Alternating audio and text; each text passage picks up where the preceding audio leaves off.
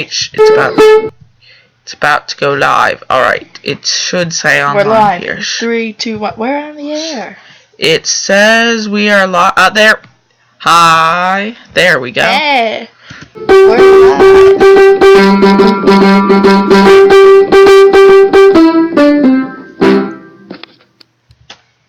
Hi. Welcome to Random Rants. The show where we do just that. I'm Coffee Cheeto. I am Dr. Solo. And this is a short live stream, but we're doing it nonetheless. It might not even be people watching it, but you'll see it on video. Anyway, this, some facts about Star Wars you might not know. We'll be doing several of these, and some of it we'll be eating these Crybaby bubblegum. Gumballs, yeah. Extra sour. So I'm going Double Bubble. I'm going to share this right now. They are not a sponsor. So, yeah, we'll, Do we have any sponsors? So if you're watching this, which nobody is right now, I'm currently sharing this. Here. The flash photo.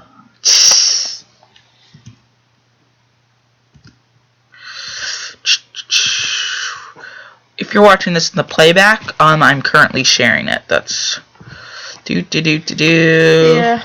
So soon we will get to our thing. Star Wars facts. Right. Hopefully you don't know of these, but then again, just because it will help us. But then again, if you do know them, that's still good because that means you're a diehard Star Wars fan. All right. And we're going live right now. We're going to be starting this. So. Right. Okay. Fact number 1. The actor who played Obi-Wan Kenobi, Alec Guinness, thought of the Star Wars films as fairy tale rubbish. So, fairy tale rubbish. Declining him entirely. Fact 2. Despite this, he negotiated a deal to earn 2% of the gross. I never know, is that gross or gross? Box office. I think. I don't know. Anyway, for the movies he appeared in, earning him over $95 million. Okay, Harrison Ford was paid $10,000 for his performance in Star Wars episode. Which episode is that? 4. 4? Is that 4? Yep, A New Hope. A New Hope. Peter Cushing, who played Grand Moff Tarkin, found his costume boots so uncomfortable that he wore slippers during many of his scenes and insisted his feet just never be in the shoes, or in the shots. Most people actually know that one.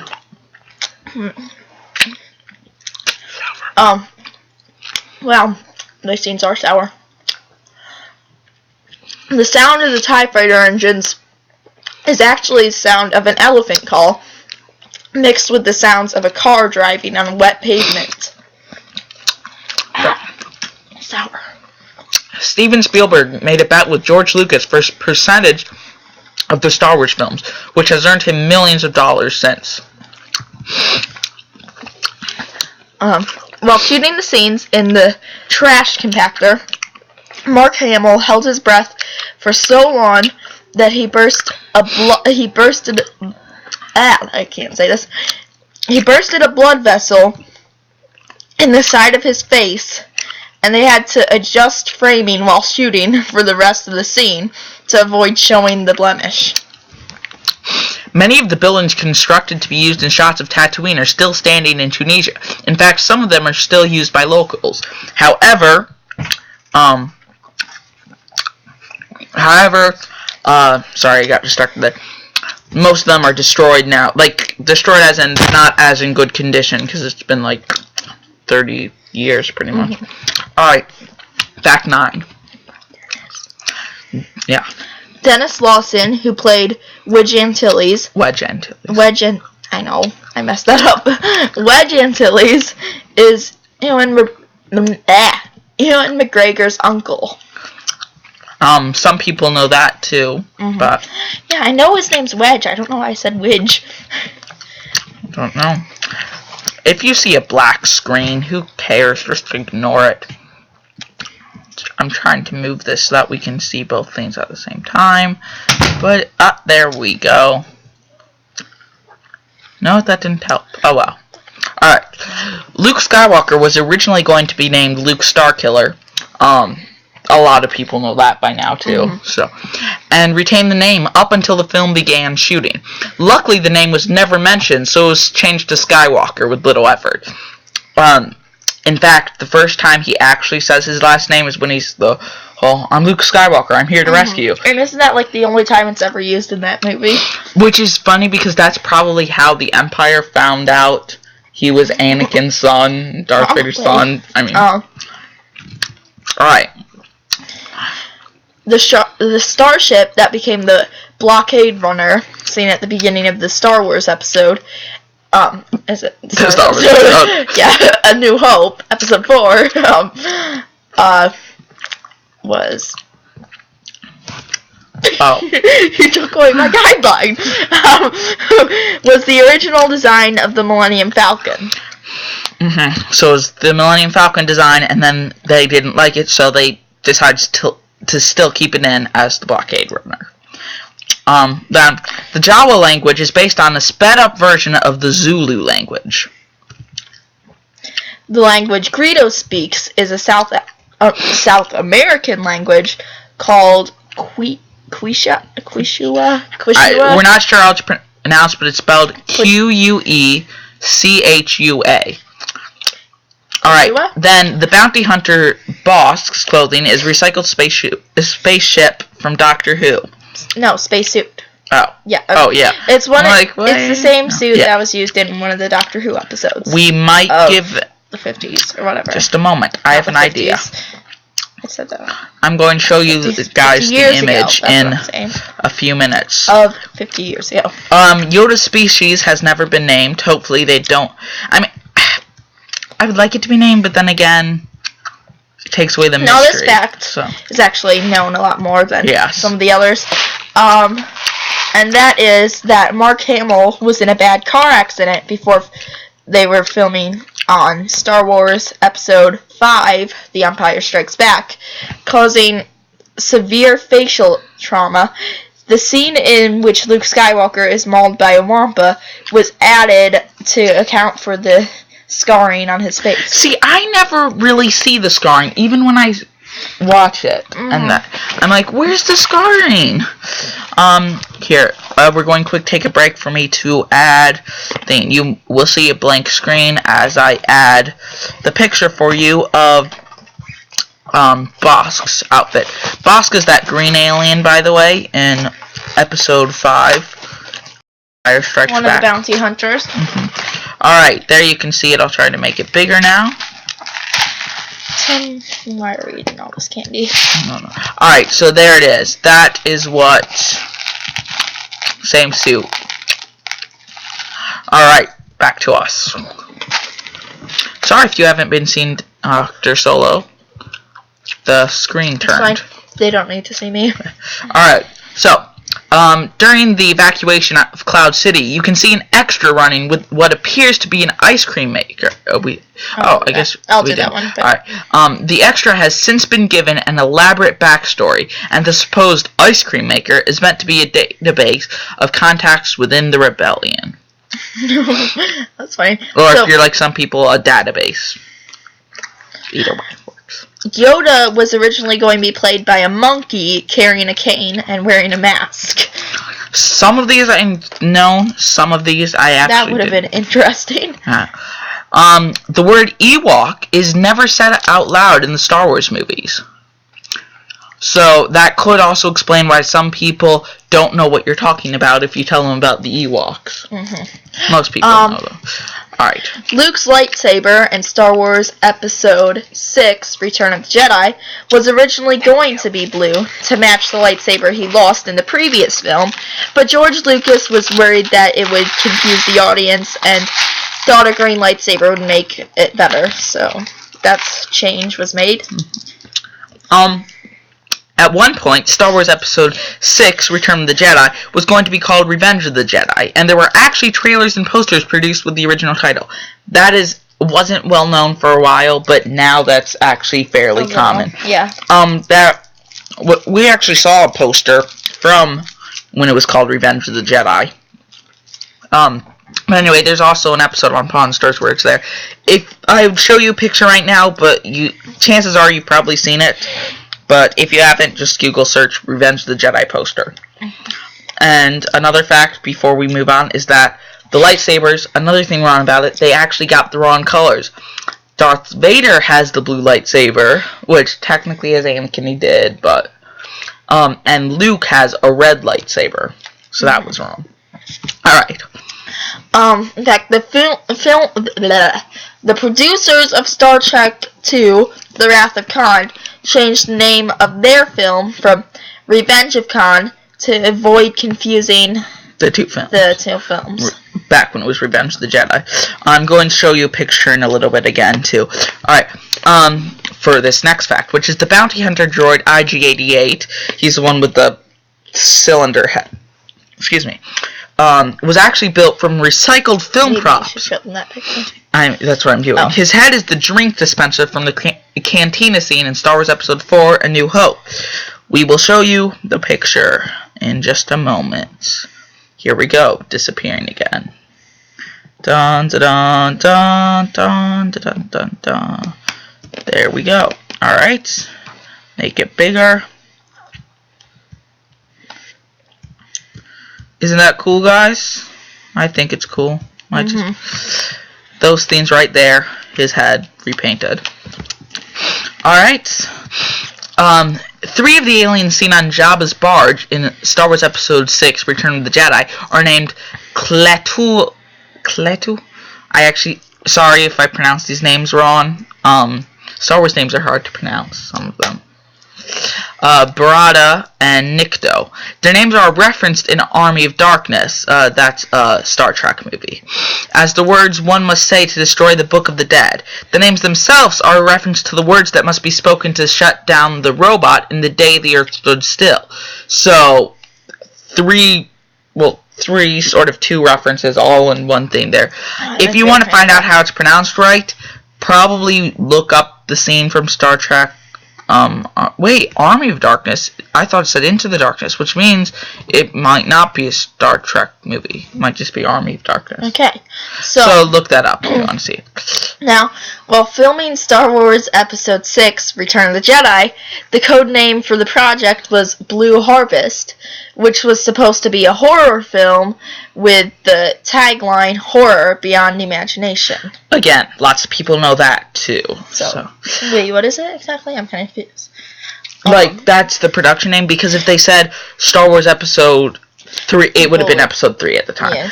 People would have been going there with set photos, but if they just thought Blue Harvest, a horror film, whatever.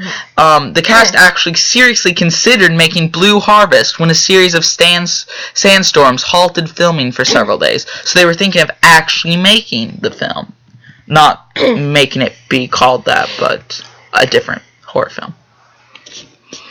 Alright, Blue Harvest is a reference to the 1929 novel Red Harvest, which was the inspiration for the film Yojimbo. It might be Yohimbo. I don't know. Yohimbo, probably. Yeah. Which itself was an inspiration for the Star Wars films. In one draft of Star Wars Episode 6, Return of the Jedi. So a lot of these are Return of the Jedi facts.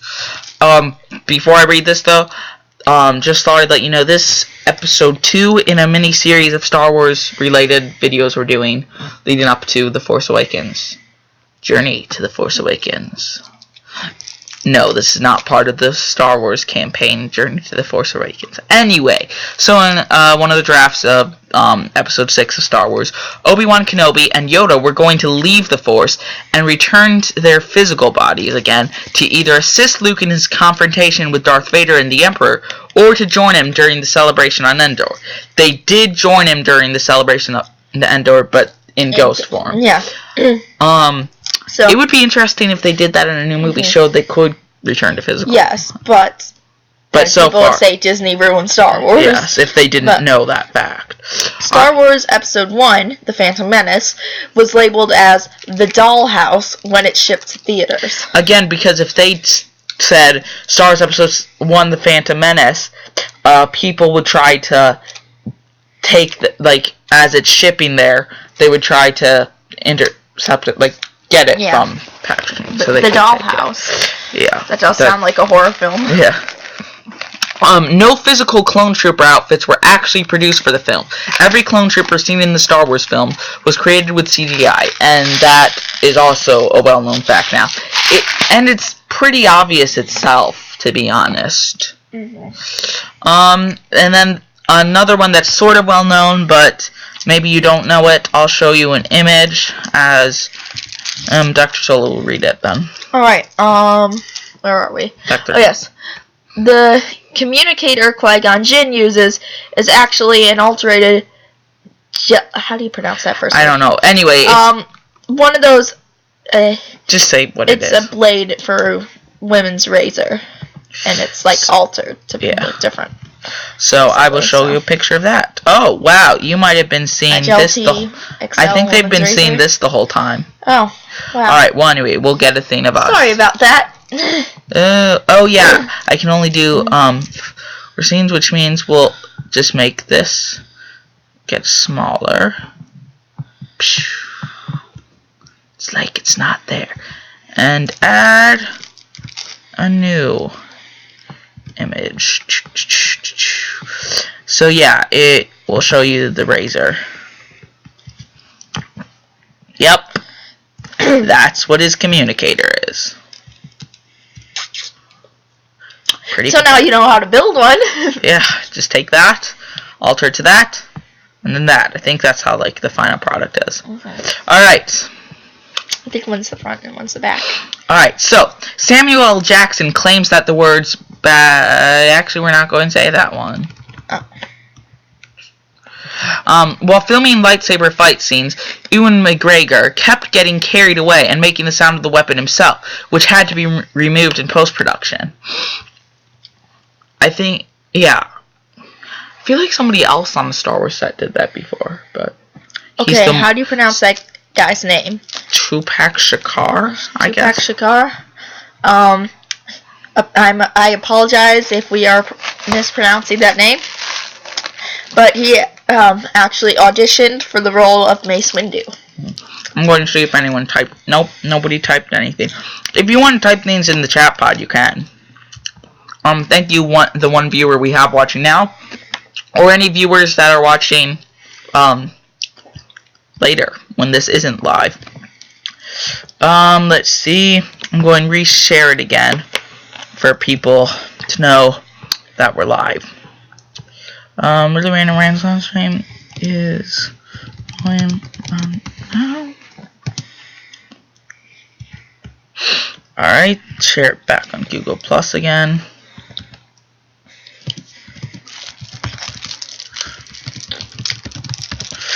Yeah, we didn't make this to, we didn't make a whole thing saying we're going live in a few days, mainly because we weren't sure if we would. It's just, we thought now would be a good time to do it, and because we missed an episode yesterday. Oh, well. Oh, whatever. Alright, since we missed an episode yesterday, we're making it up.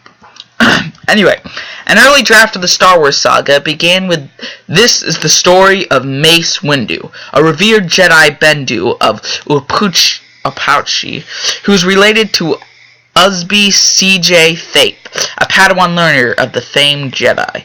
It wasn't until Star Wars Episode 1, The Phantom Menace, that Mace Windu and Padawans first made an appearance."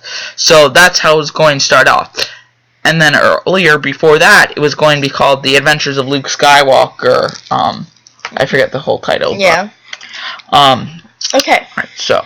The waterfalls cascading around the capital city of Naboo was actually salt. Star Wars Episode 2, Attack of the Clones, was labeled as cue ball when it shipped to theaters. The cow-like creatures, which we'll show you in a minute, seen grazing in the fields behind Anakin and Padme in Star Wars Episode 2, Attack of the Clones, can be seen again in an asteroid. Later in the film. Later in the film. As an asteroid. It can be seen as an asteroid. So they recycled it and used it as an asteroid. We will show you that. That's weird.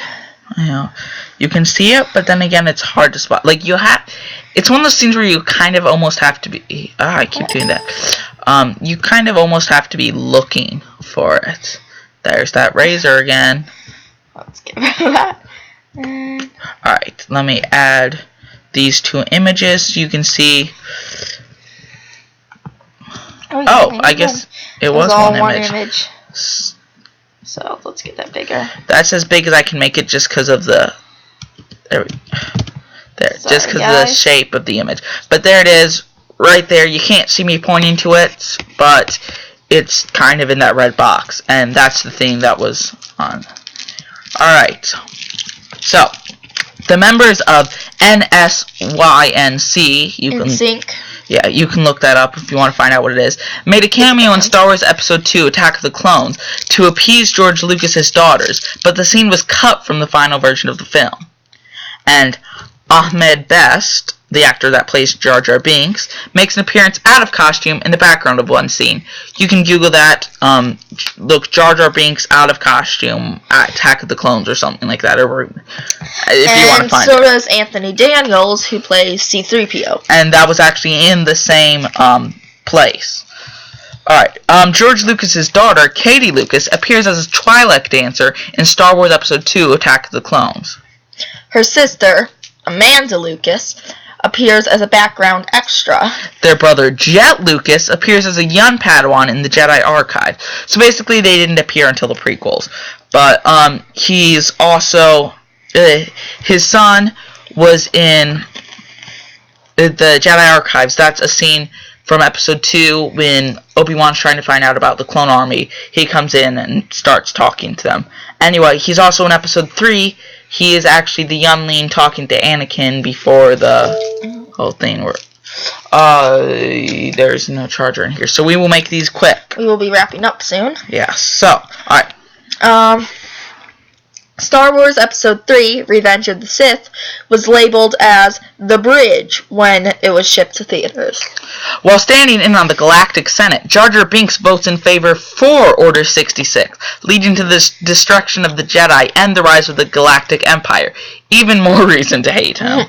Again, that's starting to be well known too. Yeah, the top-down shot of severely burned Anakin Skywalker near the end of Star Wars Episode 3, Revenge of the Sith, has the character framed within the symbol of the Galactic Empire. Or the arc reactor. Yeah, it does look a lot like that. That's also so well known. Tim, the background is falling. Oh. Goodbye, people. No. Let's see. What's the background they're seeing? Books. Alright, so, the in-universe name for the genre of music heard during the cantina scene is jizz. Jizz. Alright, we need to... Anakin Skywalker, Darth Vader, meets 6 of the 9... Nope. 6 of the 9... diagnostic criteria for the borderline personality disorder, which is one more than is required to make the diagnosis. Lucasfilm has someone on staff whose job is to just maintain Star Wars canon. Well, maybe that's currently, because before he did not, or she did not do a good job at that. No offense to them. E.T.'s alien species are part of the Star Wars universe. Delegation. A delegation of the aliens can be seen in the Galactic Senate. We will not show you the picture, but you can Google that. It's easy to find, starting to be well known. Again, you might have heard some of these. We've heard a lot of them too. We're doing more facts. Like, we're going to finish this list, but we'll do other episodes with facts too. Alright. In an early draft of the Star Wars story, R2-D2 speaks standard English and is actually kind of a jerk. George Lucas came up with the name R2-D2 while filming American Graffiti. A member of the sound crew asked him to retrieve reel number 2 of the second dialogue track, which in the parlance would be, "Could you get R2-D2 for me?" So, the phrase, "I have a bad feeling about this," is said in every film. Everyone knows that. There's an island nation called I don't know if That's how it's pronounced. That accepts collectible Star Wars coins for their currency. Every Star Wars film has been released the week after George Lucas's birthday on May 14th. Except for Star Wars Episode 7, The Force Awakens. Anakin Skywalker / Darth Vader has been played by 6 different people. David Prowse, James Earl Jones, he does the voice to it. David Prowse acts as him. Bob Anderson, Sebastian Shaw, Jake Lloyd, and Hayden Christensen. Some of these are in voice acting. But the guy who really acted out is David Prowse. A disco version of the Star Wars theme became a #1 hit in 1977 and held the spot for 2 weeks. Look up Star Wars Galactic Funk Miko for that song. Alright, so those are all the facts that we have today. We will do, again, another live stream, but the next Star Wars one might not be a live stream. But we're doing more Star Wars episodes this week, so thank you for watching. Make sure you like, comment, subscribe, share, follow us on Google+, on Twitter, and like us on Facebook. And join the Really Random Fandom on Google+. So, hashtag Deb did it first. Live long and prosper. Have a really random day. And may the Force be with you. Alright, well, bye. Thank you, one viewer who watched this as it was live. Go you. This is Dr. Solo and Coffee Cheetah signing off.